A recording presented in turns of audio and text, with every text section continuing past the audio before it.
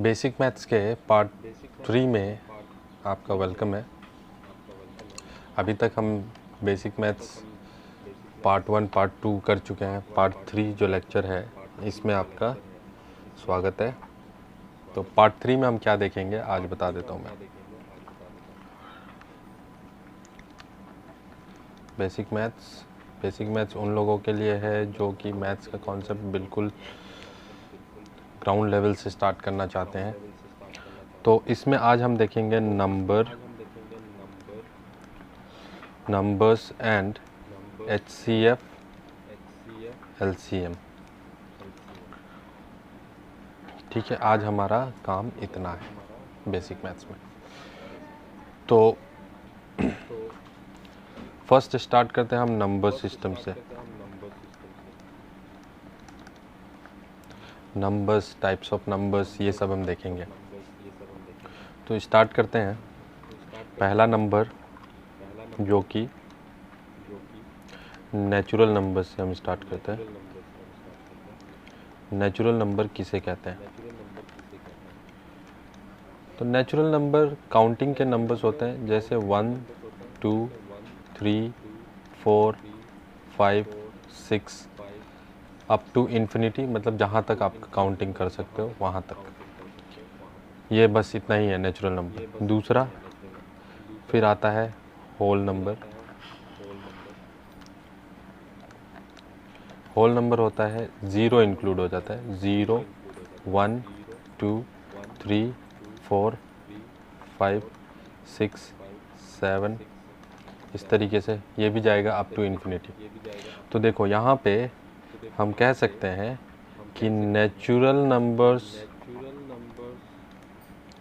Numbers are also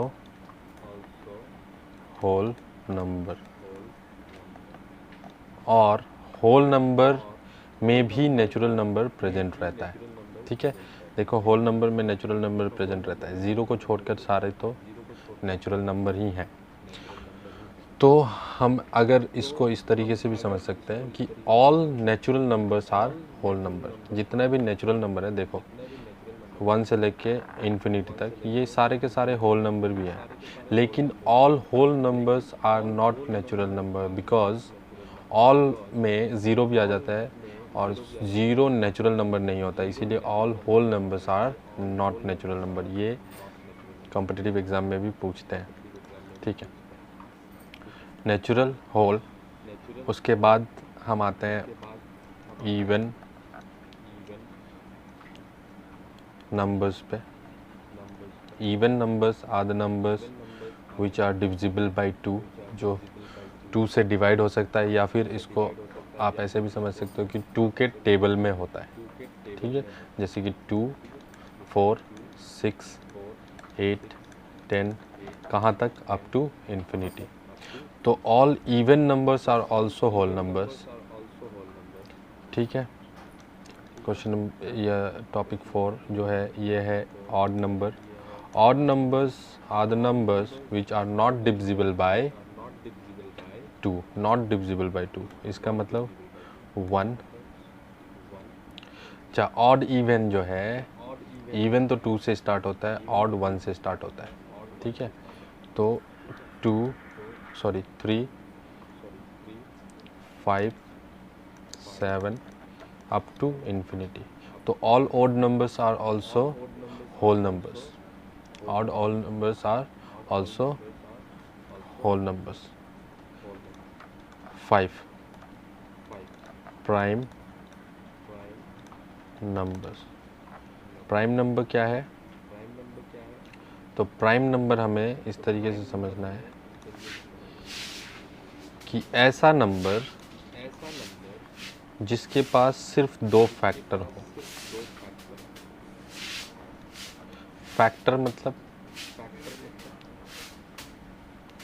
मतलब divide करने वाला। ठीक है, the number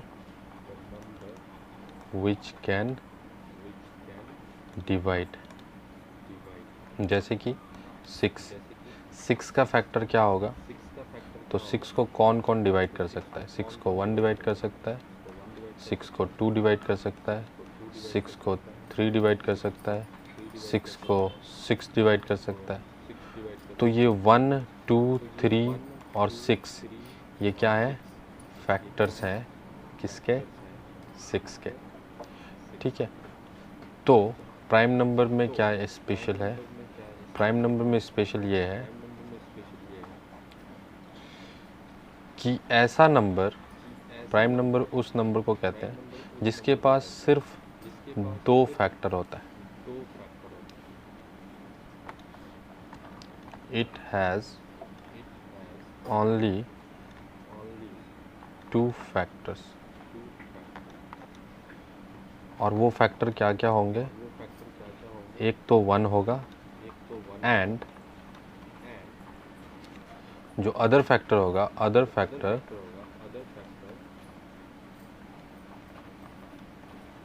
will be itself, खुद। मतलब इसको और सिंपल लैंग्वेज में ऐसा बोल सकते हैं कि जो 1 से और खुद से डिवाइड हो सके, जो 1 से या खुद से डिवाइड हो सकते। तो ऐसा नंबर हम देखते हैं।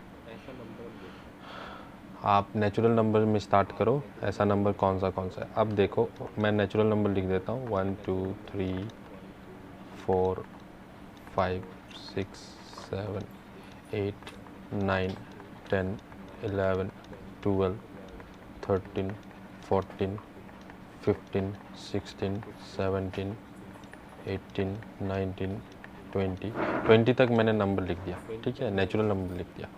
अब इसमें नंबर ढूंढो जिसके पास 2 फैक्टर हो, मतलब कि 2, सिर्फ 1 और खुद से डिवाइड हो। तो देखो, जो 1 है ये, इसके पास सिर्फ एक ही फैक्टर है, ये खुद से डिवाइड हो सकता है। ठीक है, मतलब 1 से ही डिवाइड हो सकता है और ये खुद भी 1 ही है, तो इसका एक ही फैक्टर है 1। नेक्स्ट नंबर जाते हैं हम 2 को देखो, तो 2 1 से डिवाइड हो सकता है और 2 खुद से डिवाइड हो सकता है, बाकी उसके अलावा इसको कोई और डिवाइड नहीं कर सकता। तो ऐसे नंबर को हम प्राइम नंबर कहते हैं। ठीक है, इस हिसाब से 3 देखो, 3 2, तो 3 भी क्या है? प्राइम नंबर है। क्यों? क्योंकि 1 से डिवाइड होगा और 3 से डिवाइड होगा। 4 प्राइम नंबर नहीं है, क्योंकि 4 1 से भी डिवाइड होगा, 2 से भी डिवाइड होगा और 4 से भी डिवाइड होगा, तो 4 is not a prime number. ठीक है, तो जो डिवाइड नहीं हो सकता है उसी को हम प्राइम नंबर कहेंगे, मतलब कि खुद से सिर्फ डिवाइड होगा और 1 से डिवाइड होगा। ठीक है, 5 is a prime number because it has 1 as a factor and 5 also has a factor. तो 1 और 5 दोनों ही फैक्टर है। 6 नहीं होगा। ठीक है, क्योंकि 6 2 से भी डिवाइड होता है, 3 से भी डिवाइड होता है, 6 से भी डिवाइड होता है। 6 के 4 फैक्टर्स हैं टोटल। 7 ये प्राइम नंबर है। इसी तरीके से 8 प्राइम नंबर नहीं है, 9 प्राइम नंबर नहीं है, 10 भी प्राइम नंबर नहीं है, 11 है, 13 है, 17 है और 19 है। तो 1 से लेके 20 तक के बीच में ये जितने नंबर्स येलो से मार्क हुए हैं, ये नंबर प्राइम नंबर्स हैं। तो प्राइम नंबर्स बहुत ही ध्यान से आपको जानना है, क्योंकि ये प्राइम फैक्टराइजेशन में भी यूज़ होता है। तो 2 is a prime number, 3 is a prime number, 5 is a prime number, 7 is a prime number, 11 is a prime number, 13, 17 and 19 is a prime number because they all are divided by 1 and itself। जो है 1 से divide हो सकता है और खुद से divide हो सकता है। तो टॉपिक नंबर 6 ये प्राइम नंबर हो गया। 6 कंपोजिट नंबर। कंपोजिट नंबर जिसके पास 2 से ज़्यादा फैक्टर हो, मतलब प्राइम नंबर का उल्टा। 2 से ज़्यादा फैक्टर किसके होंगे? 4, 6, ये जितने भी नंबर हैं ऊपर जिसको मैंने येलो मार्क नहीं किया है, ये कंपोजिट नंबर है अप टू 20 तक। उससे और भी आगे तक आप इन्फिनिटी तक प्राइम नंबर भी जा सकते हो, इन्फिनिटी तक कंपोजिट नंबर भी जा सकते हो। ठीक है, 9, 10 and so on up to infinity. Prime number भी अप टू इन्फिनिटी होता है। 7 कंपोजिट नंबर के बाद इंटीजर्स की बारी आती है। इंटीजर्स क्या होता है? इंटीजर्स होता है नंबर लाइन पे जितने नंबर आप जानते हो। तो पॉजिटिव, नेगेटिव,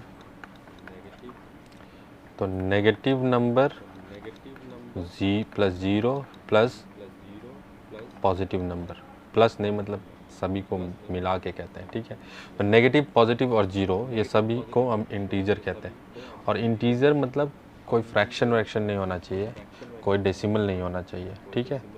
सीधा होल नंबर इंटीजर में आएगा, नेचुरल नंबर इंटीजर में आएगा, इवन नंबर इंटीजर में आएगा। तो अभी तक जितने भी नंबर हमने पढ़े हैं ये ऊपर तक 1 से लेके 6 तक, ये सारे के सारे इंटीजर्स में आ जाते हैं। प्लस नेगेटिव नंबर्स भी इंटीजर्स में आ जाते हैं। तो ये है इंटीजर्स, ठीक है। इंटीजर्स आ गया। अब हमको पढ़ना क्या है? अब हमको पढ़ना है नेक्स्ट जो है बहुत important, rational number. Rational number. तो रैशनल नंबर का सबसे पहले डेफिनेशन होता है p बाई क्यू फॉर्म, और q is not equal to 0। कोई भी नंबर जो p बाई क्यू फॉर्म में बनाया जाए और जिसका डिनोमिनेटर 0 नहीं होना चाहिए, ठीक है। अब इसमें रैशनल नंबर में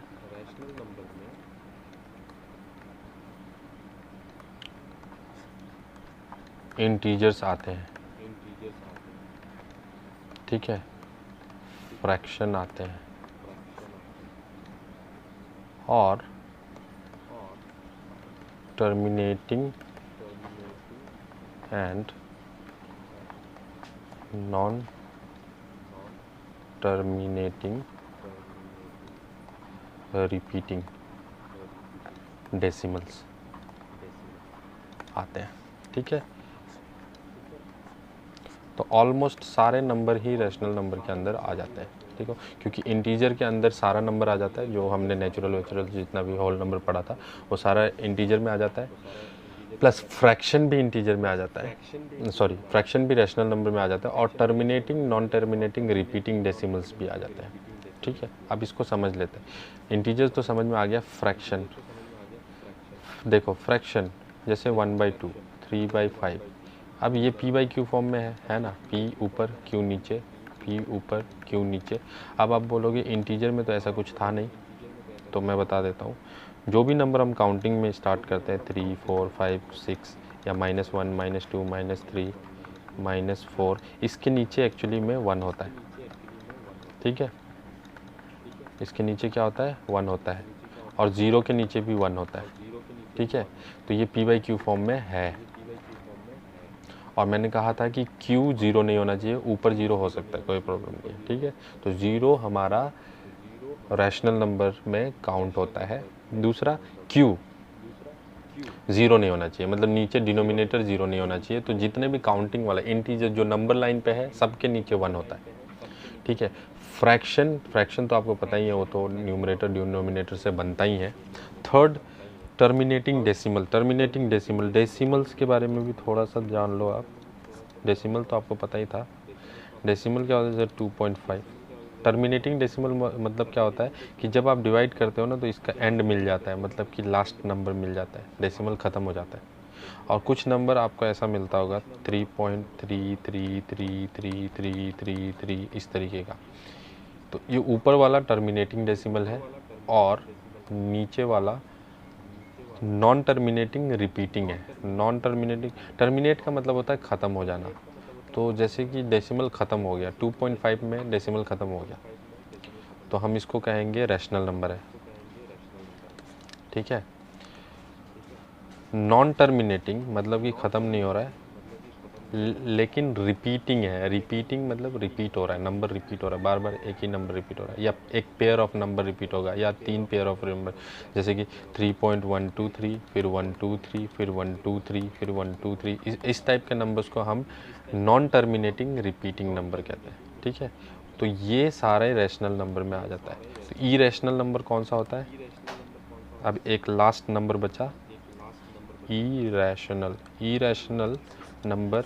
जब सारे नंबर इसमें आ गए, ठीक है, अब डेसिमल भी आ गया, फ्रैक्शन भी आ गया, जितने भी टाइप के नंबर जानते थे वो सब के सब रैशनल में आते हैं। तो इरेशनल नंबर कौन सा होता है? इरेशनल नंबर होता है ऐसा डेसिमल जो नॉन टर्मिनेटिंग हो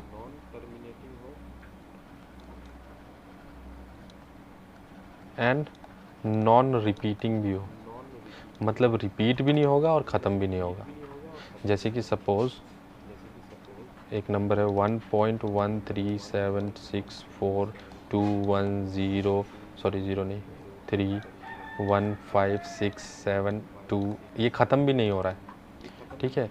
किसी नंबर को आपने डिवाइड किया और ये ख़त्म भी नहीं हो रहा है और रिपीट भी नहीं हो रहा है। रिपीट मतलब कि कोई पैटर्न नहीं है यहाँ रिपीट होने का।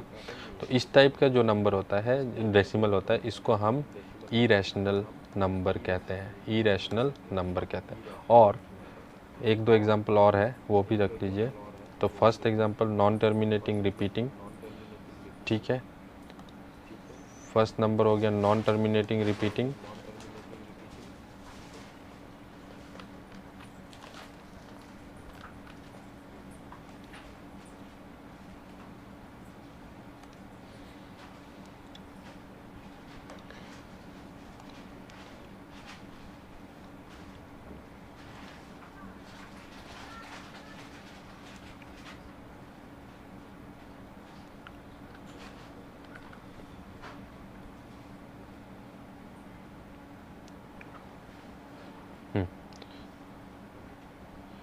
उसके बाद दूसरा नंबर क्या हुआ, अभी इसको मैं चेंज कर देता हूँ।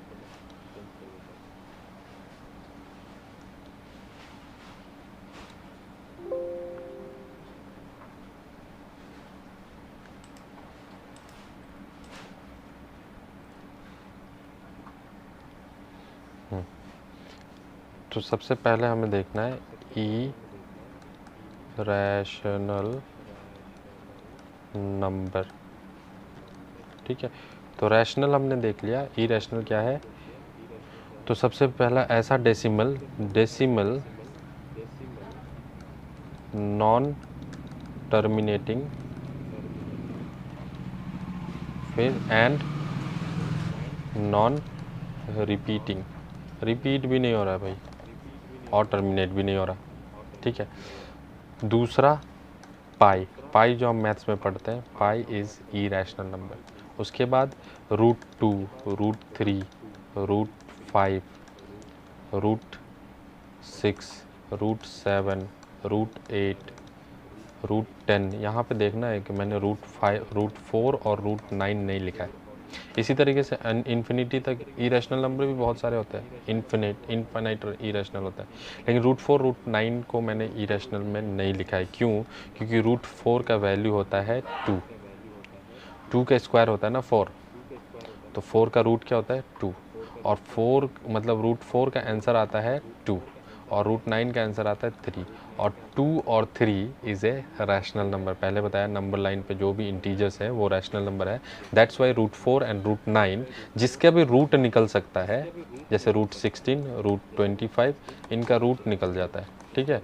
तो ऐसा वाला रूट इरेशनल नहीं होगा, बाकी उसके अलावा जितने भी नंबर्स होंगे वो इरेशनल होंगे, ठीक है। तो यहाँ मैंने नंबर सिस्टम आपको पूरा एक्सप्लेन कर दिया। अब मैं आपको एलसीएम और एचसीएफ बताऊंगा, ठीक है। ये नंबर सिस्टम को ध्यान में रखिए और मैं आपको एलसीएम और एचसीएफ बताऊंगा।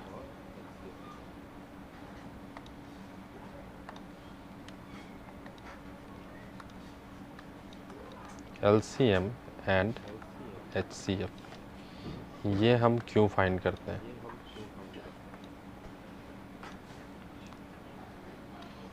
एलसीएम और एचसीएफ, तो सबसे पहला यूज़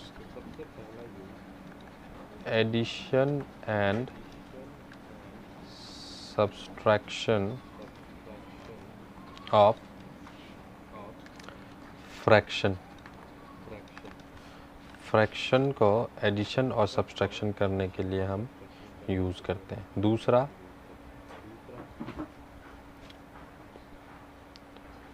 हम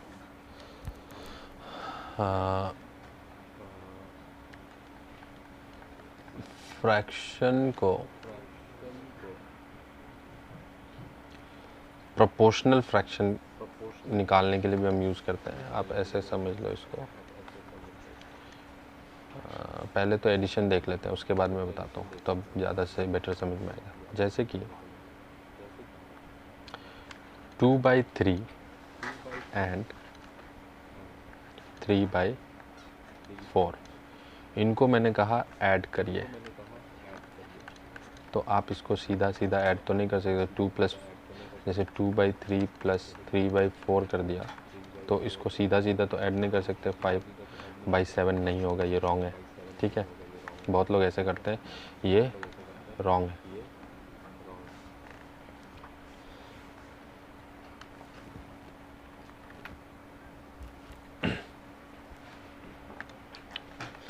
ठीक है, अब क्या करना है हमको, तो ये रॉन्ग मेथड है। अब हमको क्या करना है कि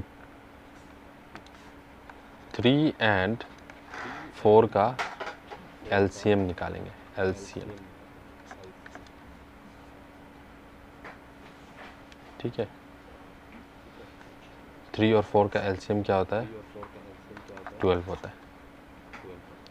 अब कैसे निकालना है ये मैं अभी बताऊंगा, पहले इसको दिखा देता हूँ। तो 3 और 4 का एलसीएम निकाल, इसका मतलब होता है कि देखो, एडिशन और सब्सट्रैक्शन तब तक नहीं कर सकते हैं जब तक हमारा बेस सेम ना हो। अगर बेस सेम है, मतलब बेस बोल रहा हूँ, डिनोमिनेटर सेम है, डिनोमिनेटर अगर सेम है तो सीधा प्लस हो जाएगा। जैसे कि 1/2 प्लस 3/2, ठीक है। ये अगर ऐसा है तो ये देख लो, डिनोमिनेटर सेम है, तो आपको क्या करना है, 2 को एक बार लिखना है और ऊपर प्लस कर देना है, 1 + 3, ये कितना हो जाएगा, 4/2, दैट इज़ 2। ठीक है, ये करेक्ट हुआ है। लेकिन किसी केस में जिसमें डिनोमिनेटर सेम नहीं है, उसमें एलसीएम निकालना पड़ता है, और एलसीएम 12 निकाल लिया। अब क्या करना है आपको, अब इसका मेन लॉजिक क्या है कि अब जो नीचे वाला डिनोमिनेटर है ना, इसको 12 करना है हमें। ठीक है, तो देख लो, 2/3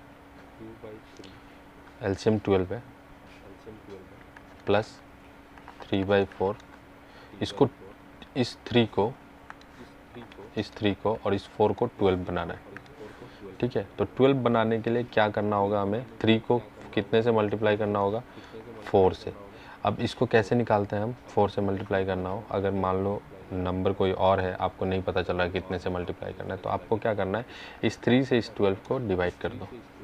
तो डिवाइड करने के बाद जो आंसर आएगा उससे ऊपर और नीचे मल्टीप्लाई कर दो। जैसे 3 से 12 को डिवाइड किया तो 4 आया, 4 से ऊपर और नीचे मल्टीप्लाई कर दिया, तो कितना हो गया, अब हो जाएगा ये 3 × 4 12।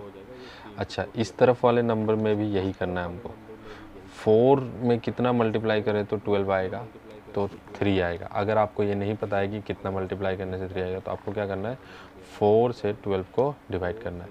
तो 4 से 12 को डिवाइड करोगे तो 3 आ जाएगा, इसका मतलब 3 से मल्टीप्लाई कर देना है। ठीक है, अब 2 × 4 8, 3 × 4 12, प्लस 3 × 3 9, 4 × 3 12, ये हो गया। अब क्योंकि दोनों सेम आ गए, बराबर आ गए, तो दोनों के बदले में एक बार लिखा जाएगा 12, और 8 और 9 को सीधा प्लस कर दिया जाता है। तब 8 और 9 को सीधा प्लस कर दिया, 9 और 8 17/12, तो ये इसका आंसर हो गया। ठीक है, ये तो हो गया एडिशन में यूज़ करते हैं। ठीक है, दूसरा एलसीएम प्रोपोर्शनल बनाने के लिए भी यूज़ करते हैं। प्रोपोर्शनल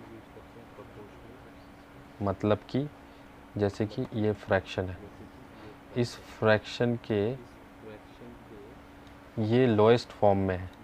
ठीक है, अब अगर आप किसी फ्रैक्शन में सेम नंबर ऊपर और नीचे मल्टीप्लाई कर देते हो, तो ये नंबर जो आंसर आता है, ठीक है, ये और ये जो पहले का फ्रैक्शन था, ये दोनों ही नंबर एक्चुअली में सेम है। ठीक है, ये दोनों ही नंबर एक्चुअली में सेम है। तो किसी भी फ्रैक्शन में अगर आप सेम नंबर मल्टीप्लाई या सेम नंबर डिवाइड कर देते हो, ठीक है, जैसे कि मान लो 4/16 है, अगर मैं दोनों से ही 2 डिवाइड कर देता हूँ, सपोज 4/16 है मेरा नंबर और दोनों से 2 डिवाइड कर दो तो ये 2 आ जाएगा और ये कितना आ जाएगा 8। तो 4/16 और 2/8 इक्विवेलेंट फ्रैक्शंस हैं, इसको हम इक्विवेलेंट फ्रैक्शंस कहते हैं। मतलब कि बेसिकली डेसिमल दोनों का ही आंसर में दोनों का ही डेसिमल सेम ही आएगा। डेसिमल में अगर आप चेंज करोगे तो दोनों का डेसिमल क्या आएगा, सेम आएगा, ठीक है। इसको इक्विवेलेंट फ्रैक्शन कहते हैं।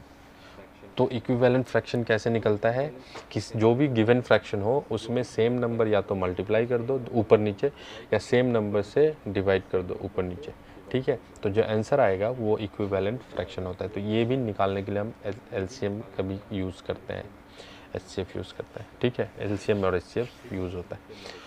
तो यहाँ है, अब एलसीएम एचसीएफ निकलता है कैसे, तो याद रखो। अब मैं आता हूँ एलसीएम एचसीएफ पे।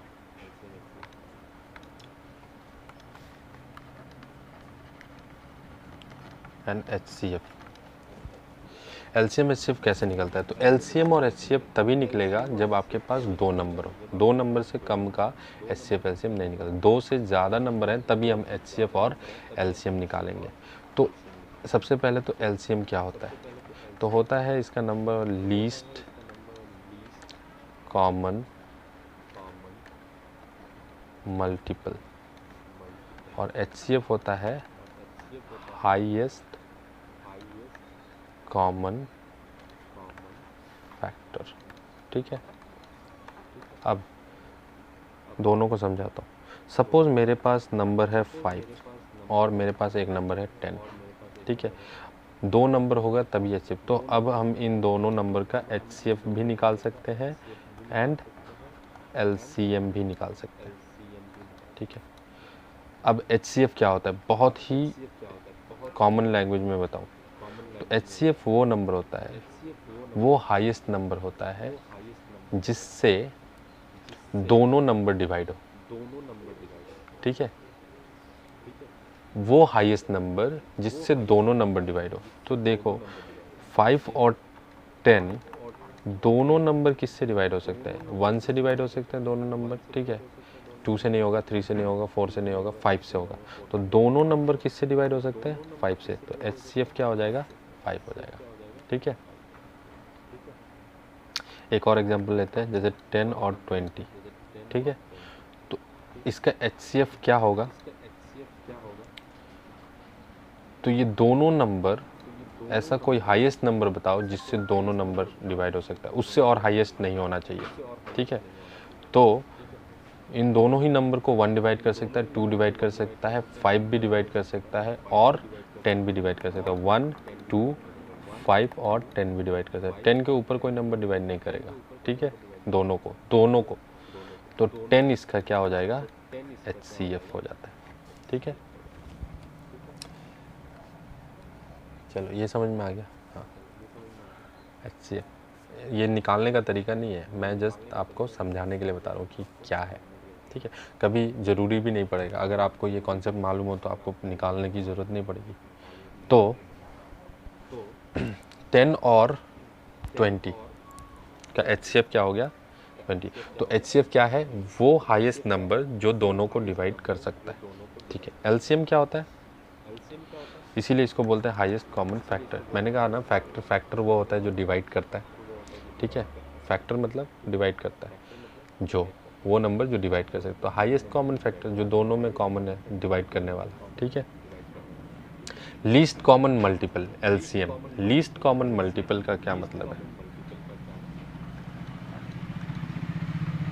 इसका मतलब है, सपोज पहले वाले एग्जांपल में बताऊं, पहले वाले एग्जांपल में जैसे 5 और 10 में, 5 और 10 के केस में, तो लीस्ट कॉमन मल्टीपल, मल्टीपल मतलब कि होता है प्रोडक्ट।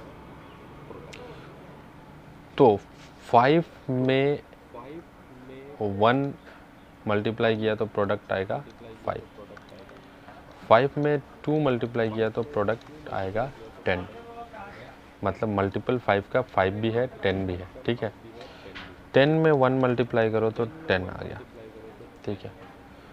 तो जो सबसे पहले मल्टीपल में कॉमन आए, ठीक है, वो एलसीएम होता है, लीस्ट कॉमन मल्टीपल। मतलब कि सबसे, इसको ऐसे समझ सकते हो कि अगर 5 का टेबल बोले हम, पढ़े रीड करें, और 10 का टेबल रीड करें, तो सबसे पहले जो नंबर कॉमन आएगा, जैसे 5 1 जा 5, 5 2 जा 10, 10 आया, फिर 10 1 जा 10, तो दोनों के टेबल में सबसे पहला नंबर कौन सा मिल रहा है, 10, तो इसीलिए एलसीएम इसका 10 हो जाएगा। तो 5 और 10 का एचसीएफ 5 है और एलसीएम 10 है। इसी तरीके से 10 और 20 का एचसीएफ क्या है, 10 है, और एलसीएम क्या होगा, तो 10 का, अब 10 का टेबल पढ़ो, 10 1 जा 10, 10 2 जा 20, ठीक है, और 20 का टेबल पढ़ो, 20 1 जा 20, सबसे पहले कौन सा नंबर मिल रहा है, 20, दोनों के टेबल में। इसका मतलब कि एलसीएम इसका 20 होगा। नंबर चेंज करता हूँ, फिर और एक एग्जांपल लेता हूँ, तो और बढ़िया से समझ में आएगा, ठीक है। नंबर चेंज किया मैंने, नंबर चेंज किया, नंबर कर दिया अब 5 15 एंड कर लो 20, ठीक है। ये भी 3 नंबर है, 2 से ज़्यादा है तो एचसीएफ निकल सकता है, एलसीएम भी निकल सकता है। अब एचसीएफ, तो ऐसा नंबर ढूंढो जो तीनों को डिवाइड करे। तो 1 तीनों को डिवाइड कर सकता है, 2 तीनों को डिवाइड कर सकता है, नहीं कर सकता, 3 भी नहीं कर सकता, 4 भी नहीं कर सकता, 5 करेगा। तो 5 is the highest number that can divide these 3 numbers, ठीक है। तो एचसीएफ इसका क्या हो गया, 5। एलसीएम के लिए अब इन तीनों का टेबल देखोगे, और टेबल देखोगे तो पता चलेगा आपको कि तीनों, जैसे 5 के टेबल में 15 है, 5 के टेबल में 20 भी है, ठीक है, ठीक है। तो अब आप इसका एलसीएम निकालने के लिए तीनों का टेबल देखो, और तीनों के टेबल में सबसे पहला कौन सा नंबर कॉमन मिल रहा है, वही उसका एलसीएम होगा। तो मैं थोड़ा सा यहाँ पे आपको टेबल दिखा देता हूँ।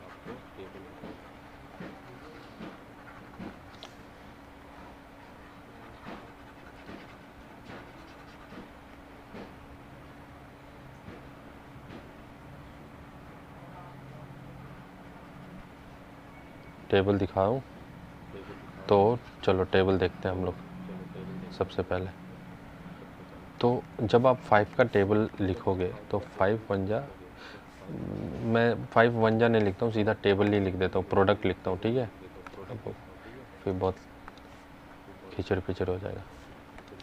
तो 5 का टेबल 5, 5 1 जा 5, 5 2 जा 10, 20 सॉरी 15, 20 25 30 35 40 45 50 50 तक, 50 तक ही टेबल होता है क्या, नहीं। 5 11 जा 55, 5 12 जा 60।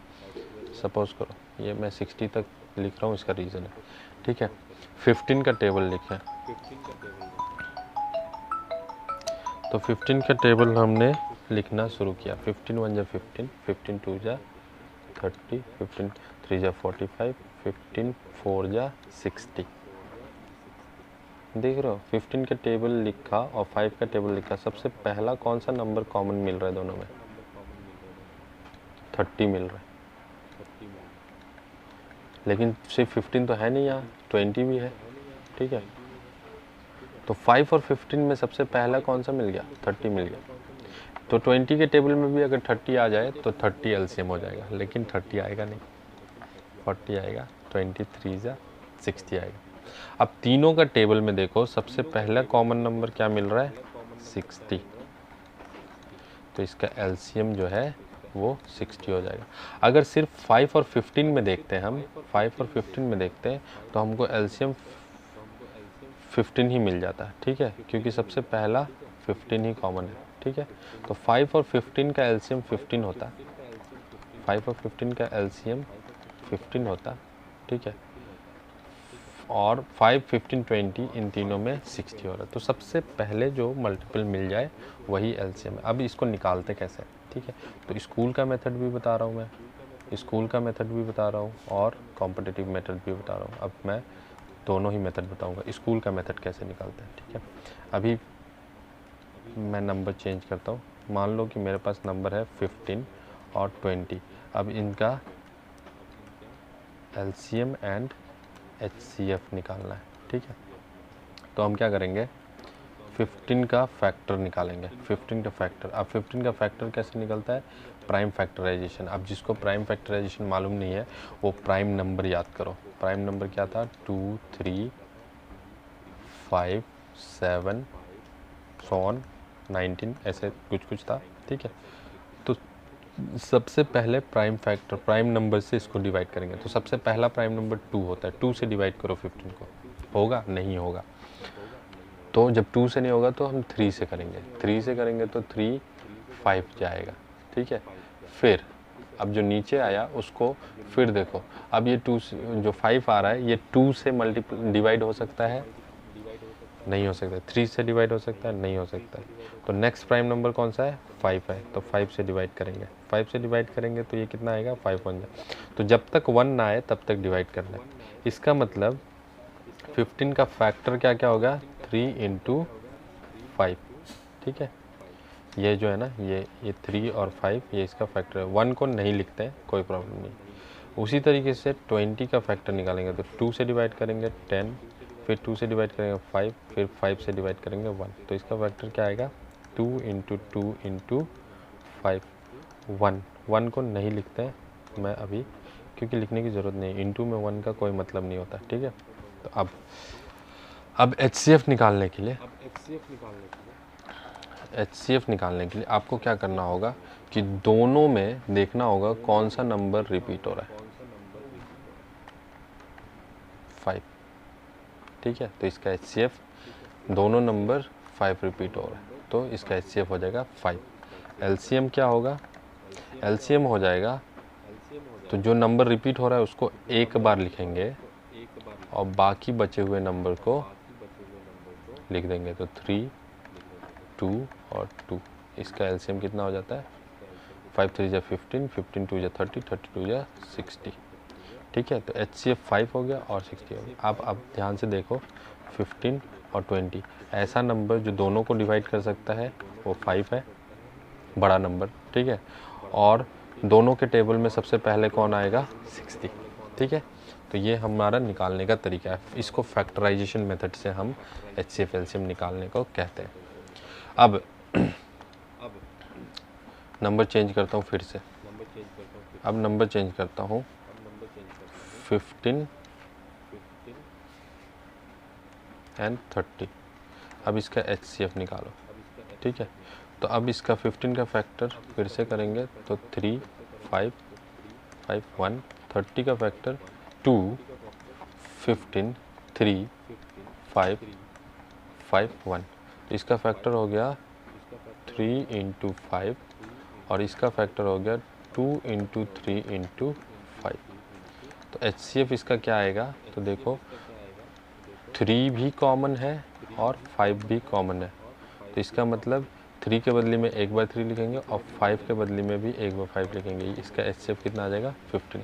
तो देखो 15 और 30 को दोनों को ही 15 डिवाइड कर सकता है, सबसे बड़ा नंबर भी वही है जो दोनों को डिवाइड कर सकता है। तो एचसीएफ इसका 15। एलसीएम कितना आएगा, तो एलसीएम के लिए मैंने बताया जो नंबर एचसीएफ में है उसको तो लिख दो और जो बच रहा है वो भी आ जाएगा, ठीक है। तो जो कॉमन है उसको एक बार लिखना है एलसीएम में और जो बच रहा है उसको फिर लिख देंगे। तो 3 × 5 15, 15 2 30, इसका एलसीएम कितना हो जाएगा, 30 हो जाएगा। तो ये है आपका प्राइम फैक्टराइजेशन का मेथड, ये स्कूल का मेथड है, ठीक है। अब मैं कॉम्पिटिटिव मेथड यूज़ कर रहा हूँ। अच्छा 3 नंबर में भी एक बार देख लेते हैं। 3 नंबर में सपोज़ करो मेरे पास 15 है, नंबर चेंज करता हूँ। सपोज करो मेरे पास नंबर 2 है, 4 है और 8 है, ठीक है। 2 को हटा देते हैं क्योंकि 2 एक प्राइम नंबर आ जा रहा है। मेरे पास नंबर है 4, 8 और 12। मेरे पास कौन सा नंबर है? 4, 8 और 12। तो 4, 8 और 12 में 4 का फैक्टर जब हम निकालेंगे तो 2 1 2, 2 ये आ जाएगा, 2 इंटू 2 आ जाएगा। 8 का फैक्टर 8, 2 4 2 2 2 1, 2 1 2 सॉरी 2 इंटू 2 इंटू 2। और 12 का फैक्टर आ जाएगा 2 6 2 3 3 1, 2 इंटू 2 इंटू 3, ठीक है। ये आपका फैक्टर्स हो गया। अब HCF निकालने के लिए हमको क्या करना होगा? HCF निकालने के लिए देखो तीनों में जो अब कॉमन होगा, 1 2 तीनों में कॉमन है, दूसरा 2 भी तीनों में कॉमन है, ठीक है। तो HCF इसका 2 इंटू 2 हो जाएगा, ठीक है। LCM क्या होगा? तो 2 इंटू 2 तो है ही, क्योंकि कॉमन को एक बार ही लिखेंगे, ठीक है। और जो बच रहा है यहाँ एक 2 बच रहा है ऊपर, ये 2, ठीक है। इसके बदले में हमने यहाँ लिख दिया और इस 3 के बदले यहाँ लिखेंगे, तो इंटू 3, ठीक है। तो यहाँ पे ये तीनों 2 के बदले में यहाँ लिखा, इन तीनों 2 के बदले में यहाँ लिखा और इस 2 के बदले में यहाँ लिखा। तो हमारे पास ये तीनों अब हो जाने के बाद यहाँ पे HCF हो जाएगा 4 और LCM हो जाएगा 2 इंटू 2 इंटू 8 8 3 जा 24। तो इन तीनों नंबर का LCM 24 है और HCF 4 है। अब मैं आपको कॉम्पिटिटिव तरीका बताता हूँ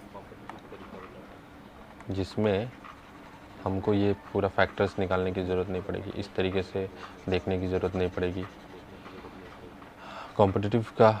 इस तरीके से मान लो इसी क्वेश्चन को मैं लेके चलता हूँ, 4 8 और 12 का LCM निकालना है, तो आप ऐसे करोगे, तीनों का फैक्टर एक साथ निकालो और प्राइम फैक्टराइजेशन में 2 से स्टार्ट करेंगे। अब तीनों ही 2 से डिवाइड होता है। अगर मान लो ऐसा कोई नंबर है, सपोज यहाँ 5 है, अगर ये एक नंबर नहीं भी डिवाइड हो रहा है तो कोई प्रॉब्लम नहीं, मैं बताता हूँ क्या करना है। फिर पहले इसको देख लो, तो ये हो गया, ये तो 2 से 2 2 जा 4, 2 4 जा 8, 2 6 जा 12 कर दिए। फिर अब तीनों ही 2 से डिवाइड होगा, ठीक है।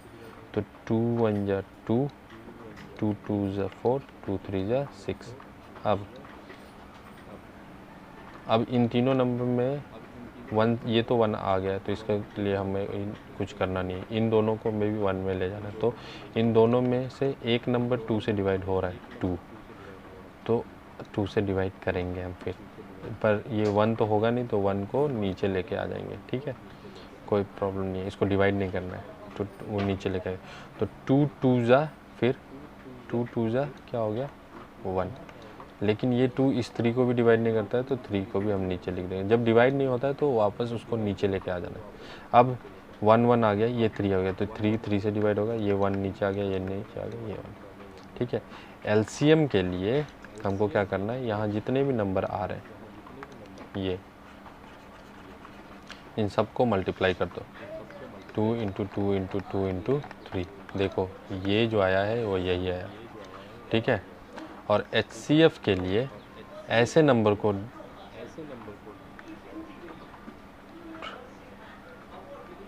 ठीक है, HCF के लिए इसमें से ऐसा नंबर ढूंढो जो तीनों को डिवाइड करता हो। तो देखो ये 2 है जो तीनों को डिवाइड कर रहा है, ठीक है। अगर 4 नंबर है तो चारों को डिवाइड करना चाहिए, 5 है तो पाँचों को डिवाइड करना चाहिए। फिर यहाँ ये 2 है, ये भी तीनों को डिवाइड कर रहा है। देखो यहाँ जो 2 है ये तीनों को डिवाइड नहीं कर रहा है, ये सिर्फ एक को कर रहा है यहाँ, तो इस 2 को काउंट नहीं करेंगे, तो बाकी 2 को काउंट करेंगे। 2 इंटू 2 4 LCF, ये भी देखो यहाँ था, ठीक है। इस तरीके से हम LCM और HCF निकालते हैं। और HCF LCM को मैंने आपको पहले बता दिया कि किस चीज़ में निकालना होता है, फ्रैक्शन को एडिशन करने के लिए ठीक है, इक्विवेलेंट फ्रैक्शन निकालने के लिए। और एक दो क्वेश्चन और बता दे रहा हूँ किस चीज़ में करता है, बहुत ये तो अभी ज़रूरत नहीं है, जब आप एलिमेंट्री मैथ्स का कोर्स करोगे तो उसमें ज़रूरत पड़ेगा। सपोज़ इस टाइप का क्वेश्चन आता है कि एक लाइट 5 सेकंड, जैसे ट्रैफिक लाइट, एक 5 सेकंड में जलता है, एक 10 सेकंड में जलता है और एक 15 सेकंड में जलता है। अगर तीनों साथ में जले और बुझ गए, उसके बाद तीनों का टाइमिंग अलग अलग है, तो वो अलग अलग टाइम पे जलेंगे बुझेंगे, लेकिन कोई एक ऐसा टाइम आएगा जिसमें फिर तीनों एक साथ जलेंगे। तो ऐसा टाइम कितने मिनट के बाद या कितने सेकंड के बाद आएगा, तब आपको क्या करना है, तब आपको इन तीनों का जो है एलसीएम निकालना होता है। अगर आप इन तीनों का एलसीएम निकाल दोगे तो जो नंबर मिलेगा आपको, तीनों का एलसीएम जो निकाल दोगे तो जो आंसर मिलेगा वो आंसर, जैसे कि 5, 10, 15, इन तीनों का एलसीएम आता है 30। इसका मतलब 30 सेकंड के बाद, 30 सेकंड के बाद आपका ये लाइट दोबारा से सेम टाइम पे जलेगा। ठीक है, तो स्टार्टिंग पे सेम टाइम पे जला, फिर 30 सेकंड के बाद फिर से सेम टाइम पे जलेगा। तो इस टाइप का। फिर मान लो कि कोई सर्कुलर पार्क है और यहाँ पे बच्चा दौड़ रहा है, एक बच्चा, दो बच्चे दौड़ रहे हैं, ठीक है, इसके अराउंड में। तो एक का स्पीड ज़्यादा है, एक थोड़ा स्लो है। तो ऑब्वियसली जो जिसके स्पीड ज़्यादा है वो दौड़ते दौड़ते दौड़ते दौड़ते इसको क्या करेगा, वापस